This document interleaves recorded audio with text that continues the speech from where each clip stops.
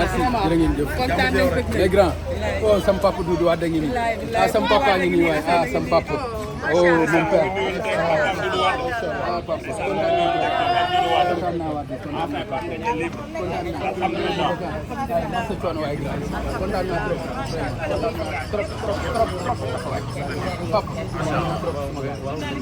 kontaan naa trop trop taxawaay dafa métti trop trop. dëgg la jërëjëf waay. et un professionnel. jërëjëf. génnewoo Lille génnewoo Hervé Bourg génnewoo Sesti. dëgg la mais sa capacité liggéey. ak sa xam-xamu liggéey. passé na école yooyu. jërëjëf dafa am loo xam ne yaa koy complété. jërëjëf yal na yàlla xiir rek. amiin amiin ànd ak dëgg rek. amiin dëgg dina la dab. boo yàkkamtee mu dab la. te bu la jiitoo dina la xaar. jërëjëf jërëjëf c'est ça que mu la waxee. jërëjëf papa jërëjëf léegi nag ñu ma saw leen coono. yéen dem ci jàmm kontaan nañu. mais merci beaucoup Babacar. merci beaucoup mais merci beaucoup grand jërëjëf jërëjëf Samb boo grand kontaan naa amul sax fu ma ko mën a yéene barke yàlla merci beaucoup merci merci Bende Bam merci beaucoup jërëjëf allez ciao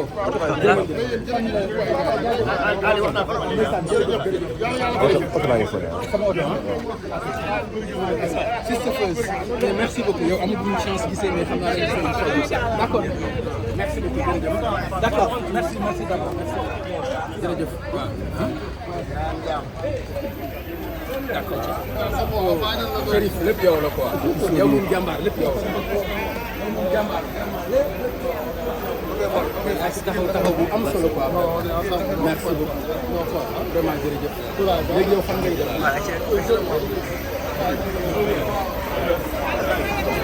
sama kanam la doo fi dugg jaajëf eh mon grand jërëjëf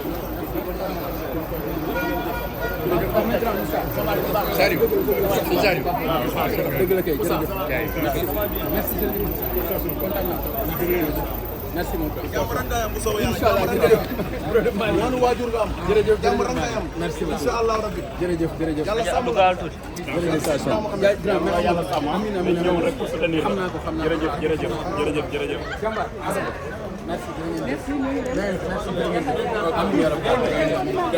amiin amiin merci beaucoup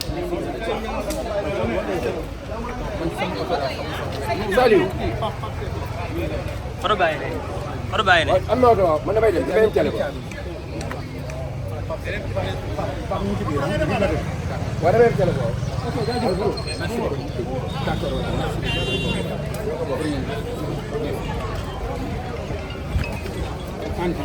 merci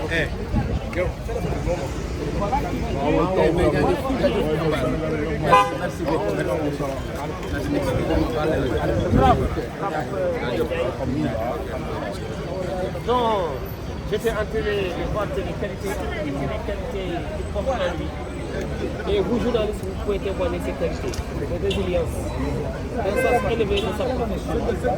Voilà un homme très courageux. Un homme qui a appris au fil des années, de par son expérience. Tout à l'heure, en marge de cette édition, j'ai cité un livre écrit par un grand auteur qui a dit ceci: tout le monde n'a pas la chance de rater ses études. Il veut dire que l'école souvent brise les créativités. L'excellent philosophe Schopenhauer a fini par délaisser l'université car il estimait que l'université le limitait dans sa quête perpétuelle des connaissances. Et j'ai pensé à Pape Gandiaye. Pape Gandiaye aujourd'hui devrait être décoré pour son courage, pour son sens élevé de sa profession. On ne le dira jamais assez.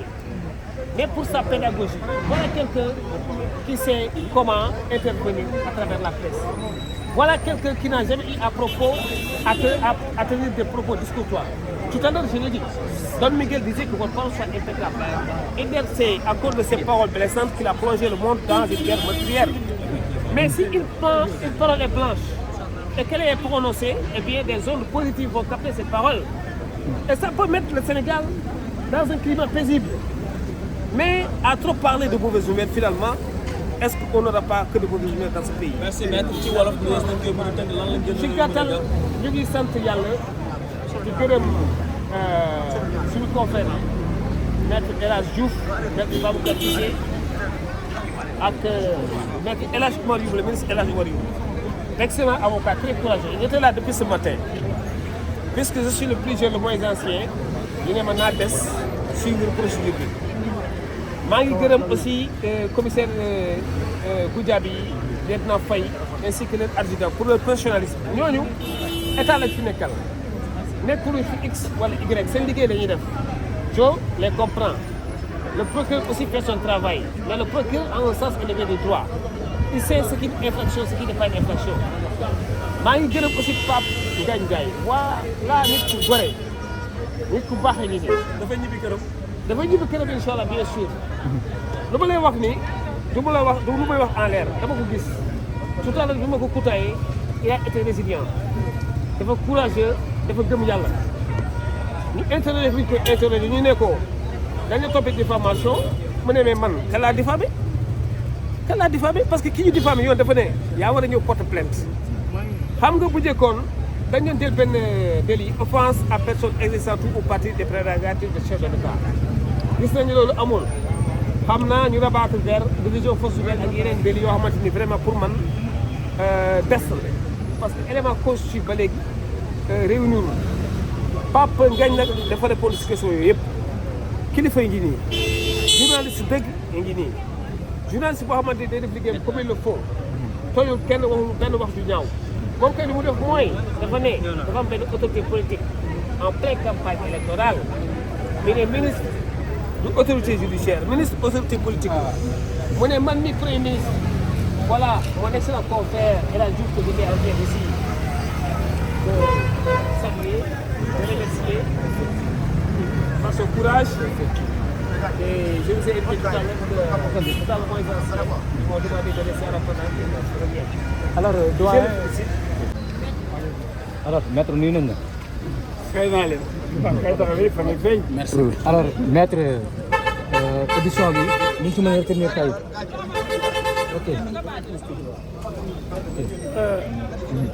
li mën a wax daal mooy caaxaan baaxul kilifa gu tolli Pape Ngagne Ndiaye ak li mu wane ci presse ak émission boobu nga xam ni mooy faram-fàccee nga xam ni fii ba Amérique France Australie àllarba bu jotee ñëpp dañ koy seetaan xam ne ni kooku du ab como ci ay kilifa la ci invité ñuy waxtaan ci mbirum réew mi te ñëpp xam nañ ni Pape Ngagne moom bu lay interroger da lay bëmëx da lay fët da lay xëcc du la may dara ndax silam la moom ànd ak kenn contrôle kenn mais li mu bëgg am ci yow lay wut te day wax li mu xalaat parce que journaliste aussi dañ naan mooy l'historien du présent journaliste day xam di ràññee di yeete ci loolu la Pape Ngagne di def kon police amul droit de oo Pape Ngagne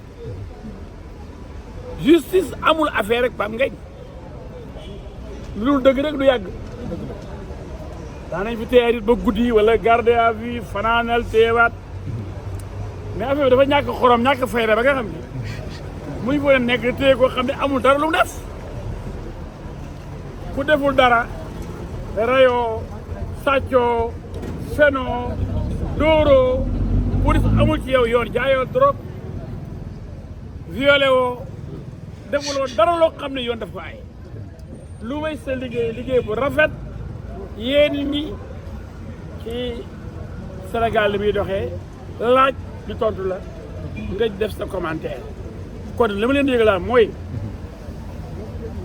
tey jii dëgg jolli na dëgg jolli moo tax Pape Ngagne génn ndax bu fekkoon ni am na benn juum-juum bu mu def fuñ ko mën a xojee poñe ko tey prison lay fanaan mais xam nañ ni dañ ko laajee diffamation d'abord mu ne leen waaye yéen ndax dafa am plainte parce que briefé nañ suñu client ba mu xam droit ci diggante bi jàng na fi droit bu bëree bëri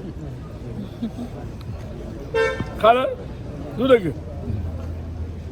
dafa collé enquêteurs yi dafa ne waa plainte ngeen diffamation ak division de faute nouvelle la ñu ne waaw fa ñoo ci nekk rek ñoom enquêteurs yi c'est pas ngay dina tey ngeen di dee mu ne leen yéen waa léegi diffamation dañuy il faut mu am plainte ndax Ousmane Sonko dafa porte plainte ñu ne ko déedéet mu ne ku ma porte plainte ñu ne ko gisuñu benn plainte mu ne kon diffamation mënul am comme diffamation dafay am plainte la preuve ki porte plainte heure bu retiré plainte bi rek dossier bi jeex na dañ koy retiré diffamation ak injure bu ñu la porte plainte ki porte plainte heure bu ñëwee ne damay bàyyi rek procès bi jeex na extinction policiers yi xam ne kon erreur am na diffamation amul